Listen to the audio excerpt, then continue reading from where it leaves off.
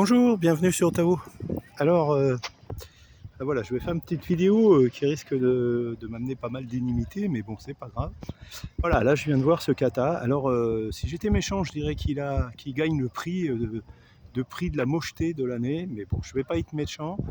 Je vais surtout dire qu'il gagne le prix, alors, je sais pas, de l'absurdité architecturale ou de la folie architecturale. Voilà, je sais pas trop comment dire. Donc, ce bateau fait 80 pieds et des lignes qui sont quand même remarquables, pas obligatoirement d'ailleurs dans le bon sens du terme, hein, vous l'avez bien compris. Alors je vous prie d'admirer le franc-bord, parce que là je suis quand même sur un quai. Donc le truc fait déjà 3 mètres là ici, je dirais de franc-bord, si c'est ouais, je pense 3 mètres, quelque chose comme ça. On peut quand même se demander pour quelle raison. Alors parce que bon, qui a besoin de 3 mètres d'auteur sous barreau, quoi. Enfin bon, il n'y a pas 3 mètres d'auteur sous barreau, hein, parce qu'il y a un plancher dedans, etc. Mais bon, il n'y a pas besoin de faire une coque si monstrueuse pour avoir autant de francs-bords à l'intérieur. C'est complètement absurde. Alors, vous voyez aussi que là, voilà, là, vous avez un magnifique pont. Voilà, c'est vraiment le concept caravane. Et vous voyez que le poste de pilotage là-haut, il est à peu près par rapport à l'hôtel qui est en face à son 3e étage, quoi. Voilà. Et l'hôtel est déjà un peu plus haut, le rez-de-chaussée, que nous.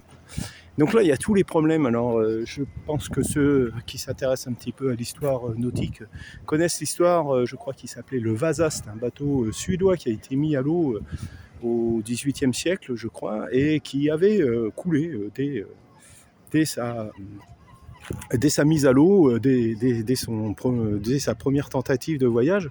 Et à l'époque, l'explication, ça avait été qu'on avait voulu faire trop beau, quoi. On avait fait trop de sculptures, trop de poids dans les hauts, quoi. Voilà. Et là, on en est exactement à là, trop de poids, trop de fardage, trop de poids dans les hauts, quoi. Alors là, je vous explique quoi. Vous voyez l'équipage, là, quand il faut qu'il aille mettre la voile dans le taux de grand voile, enfin, il est à une hauteur de 3 étages, le moindre clapot, le bateau, il va bouger, là-haut, ça vous prenez un ballon monstrueux, vous n'arrivez pas à faire porter la voile, parce que naturellement, pareil, ça fait un ballon monstrueux, donc il faut qu'il y ait minimum, dans un bateau comme ça, 20 nœuds de vent pour que le bateau arrive à avoir une grand voile stable, je dirais, quoi. Je pense pas qu'il remonte très bien au vent, etc. Et puis, l'absurdité complète, quoi. Est-ce que vous imaginez en train de prendre 50 ou 55 nœuds avec un bateau comme ça, quoi.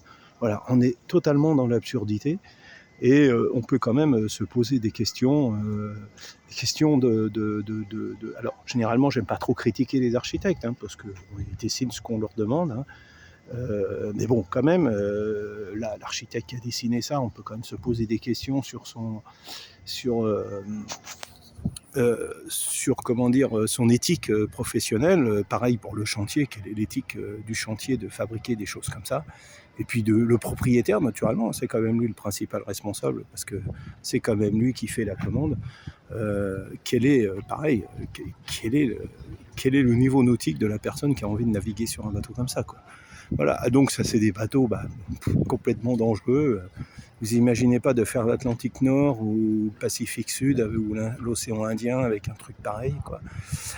Voilà, alors bon, je vous explique même pas d'ailleurs, par exemple, si ça prenait des énormes déferlantes au niveau des vitres et tout. Bon, la liste de la folie de ce genre de bateau, il y aurait de quoi faire une très longue vidéo, quoi.